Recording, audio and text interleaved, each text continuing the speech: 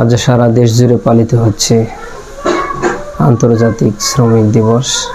শ্রমিকের মর্যাদা অধিকার প্রতিষ্ঠার লক্ষ্যে 1886 সালের 4 মে আমেরিকার শিকাগো শহরে শ্রমিক বিক্ষোভ পুলিশের সাথে সংঘর্ষের প্রেক্ষাপটে 1889 সালে প্যারিসের সোশ্যালিস্ট পার্টি 1 মেকে আন্তর্জাতিক শ্রমিক দিবস হিসাবে ঘোষণা করে।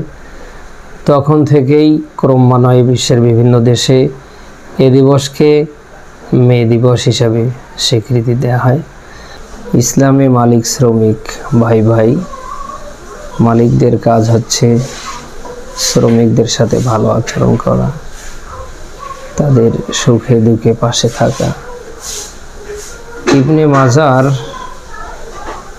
817 নম্বর হাদিসে বিশ্বনবী সাল্লাল্লাহু আলাইহি ওয়াসাল্লাম ইরশাদ করেন, শ্রমিকদের গায়ের ঘাম শুকানোর পূর্বে তোমরা তাদের পারিশ্রমিক দিয়ে দাও, কারণ শ্রমিকরা আল্লাহ তাআলার বন্ধু। নবীজি বলেন, আল কাসিবু হাবিবুল্লাহ, শ্রমিকরা আল্লাহ তাআলার বন্ধু। অতএব প্রত্যেকটা মালিকের কাজ হবে শ্রমিকের ন্যায্য পাওনা পরিশোধ করা এবং তাদের সুখে দুঃখে পাশে থাকা। আদম আলাইহিস সালাম থেকে নিয়ে শুরু করে বিশ্বনবী মুহাম্মদ রাসূলুল্লাহ পর্যন্ত যুগে যুগে যত নবী আর রাসূল এসেছেন, প্রত্যেকটা নবী এবং রাসূল শ্রমিক ছিলেন। তারা কেউ বসে খাননি, প্রত্যেকেই শ্রম দিয়ে জীবন জীবিকা নির্বাহ করেছেন। হযরত আদম আলাইহিস সালাম ছিলেন একজন কৃষক। হযরত নূহ আলাইহিস সালামের দিকে তাকান, তিনি ছিলেন একজন কাঠমিস্ত্রি। হযরত ইদ্রিস আলাইহিস সালামের দিকে যদি তাকান, তিনি ছিলেন একজন দর্জি। ইব্রাহিম আলাইহিস সালাম এবং ইসমাইল আলাইহিস সালামের দিকে যদি তাকান, তারা উভয় ছিলেন রাজমিস্ত্রি, যারা আল্লাহর ঘর কাবাকে নির্মাণ করেছেন। আপনি যদি দাউদ আলাইহিস সালামের দিকে তাকান, তিনি ছিলেন কামার, তিনি লোহা দিয়ে বিভিন্ন যন্ত্রপাতি তৈরি করতেন। আপনি যদি মূসা আলাইহিস সালামের দিকে তাকান, তিনি ছিলেন একজন রাখাল। আপনি যদি আমাদের নবী বিশ্বনবী মুহাম্মদ রাসূলুল্লাহ সাল্লাল্লাহু আলাইহি ওয়াসাল্লামের দিকে তাকান, আপনি দেখবেন তিনি ছিলেন একজন সফল ব্যবসায়ী। তো আদম আলাইহিস সালাম থেকে নিয়ে শুরু করে বিশ্বনবী মুহাম্মদ রাসূলুল্লাহ সাল্লাল্লাহু আলাইহি ওয়াসাল্লাম পর্যন্ত সমস্ত আম্বিয়া আলাইহিস সালামরাই খেটে খেয়েছেন, শ্রম দিয়েছেন। অতএব ইসলামে বসে খাওয়ার কোনো সুযোগ নেই। ইসলাম কখনো বসে খাওয়া সমর্থন করে না, বরং খেটে খাওয়া, শ্রম দেয়া সমস্ত আম্বিয়া আলাইহিস সালামের সুন্নাহ। বিজ্ঞান এখন যে তথ্য দিচ্ছে, যারা শ্রম দেবে, যারা বিশেষ করে পরিশ্রম করবে, তাদের শরীরের রোগ প্রতিরোধ ক্ষমতা অনেকাংশে বেড়ে যাবে। আজকে অধিকাংশ মানুষের ডায়াবেটিস, অনেক মানুষের হার্ট রোগ, অনেক মানুষের হাই প্রেশার, বড় বড় ধরনের রোগ ব্যাধি।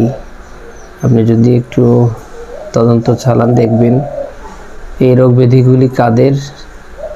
যারা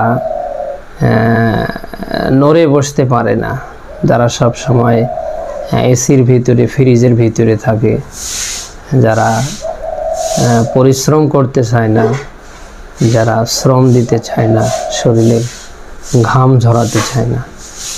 বিজ্ঞান যে তথ্য দিয়েছেন সেটি হচ্ছে, আপনি যত শ্রম দেবেন, শরীর থেকে যত বেশি ঘাম ঝরাবেন, আপনার শরীরের রোগ প্রতিরোধ ক্ষমতা তত বেশি বেড়ে যাবে। কোরআনুল কারীমের সূরা জুমআর 10 নম্বর আয়াতে আল্লাহ তাআলা এই ব্যাপারে ব্যাখ্যা দিয়েছেন, ফাইদা কুদিয়াতিস সালাতু ফান্তাশিরু ফিল আরদ ওয়াবতাগু মিন ফাদলিল্লাহ আযকুরুল্লাহা কাসীরান লাআল্লাকুম তুফলিহুন। আল্লাহ তাআলা বলছেন, নামাজ সমাপ্ত হওয়ার পরে তোমরা জমিনে ছড়িয়ে পড়বে, ওয়াবতাগু মিন ফাদলিল্লাহ, আল্লাহর অনুগ্রহ তালাশ করবে, ফাযকুরুল্লাহা কাসীরান লাআল্লাকুম তুফলিহুন, অধিক পরিমাণে তোমরা আল্লাহকে স্মরণ করবে, তাহলে তোমরা সফল হবে। সূরা জুমুআর এই 10 নম্বর আয়াত থেকে আমরা এই কথা বলতে পারি, বসে খাওয়ার সুযোগ ইসলামে নেই। নামাজ শেষ, আপনার আমার কাজ হবে জীবন জীবিকা নির্বাহের তাগিদে জমিনে ছড়িয়ে পড়া। আমরা যদি মেসকাতের একটা হাদিস দেখি, নবীজি বলেন, তলাবু কাসবিল হালাল ফারিদাতুম বাদাল ফারিদা, ফরজ আদায়ের পর হালাল পন্থায় উপার্জন করাও একটি ফরজ। আমরা ফরজসমূহ আদায় করার পরেই হালাল পন্থায় জীবন জীবিকা নির্বাহ করব, কারণ এটি একটি ফরজ। সমস্ত আম্বিয়া আলাইহিস সালাম জীবন জীবিকা নির্বাহ করেছেন হালাল পন্থায়। ইবাদত কবুল হবার যে মাধ্যম, আপনি যত মাধ্যম তালাশ করেন তার ভিতরে অন্যতম মাধ্যম হচ্ছে হালাল খাবার। আপনার আয়ের উৎস যদি হালাল না হয়, আপনার আয়ের উৎস যদি হারাম হয়, আপনি যত ভালো কাজই করেন না কেন, যত আমলই করেন না কেন, এটা আল্লাহ তাআলা নেয় না, তিনি নেবেন না। এই জন্যে আমরা প্রত্যেকেই জীবন জীবিকা নির্বাহের জন্য জমিনে ছড়িয়ে পড়ব এবং আল্লাহ তাআলার অনুগ্রহ তালাশ করব এবং তাকে বেশি বেশি করে স্মরণ করব। আশা করা যায় এর থেকে আমরা সফল হতে পারি। বিশ্বনবী সাল্লাল্লাহু আলাইহি সাল্লামের কাছে এক লোক এসে সাহায্য চাইলেন।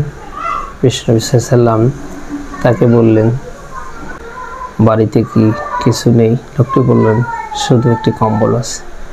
আল্লাহ রাসূল বললেন, ঠিক আছে, তোমার এই কম্বলটি নিয়ে আসো। আল্লাহ রাসূল 2 দিরহামে কম্বলটি বিক্রি করলেন। 1 দিরহাম দিয়ে তার বাড়ির কিছু খাবার কিনে দিলেন, আরেক দিরহাম দিয়ে তাকে একটি কোঠার কিনে দিলেন। বিশ্বনবী সাল্লাল্লাহু আলাইহি সাল্লাম নিজেই কোঠারের হাতল লাগিয়ে দিলেন এবং লোকটিকে বললেন, এ দিয়ে বনে গিয়ে কাটো, বাজারে বিক্রি করো, জীবন জীবিকা নির্বাহ করো, সফল হয়ে যাবে ইনশাআল্লাহ। এর থেকে প্রমাণিত হয় ইসলামে ভিক্ষাবৃত্তি জায়েজ নেই। যারা আজ শরীরে শক্তি থাকার পরে, যাদের সক্ষমতা থাকার পরে হাত পেতে পেতে ভিক্ষা করে, এটা ইসলামে জায়েজ।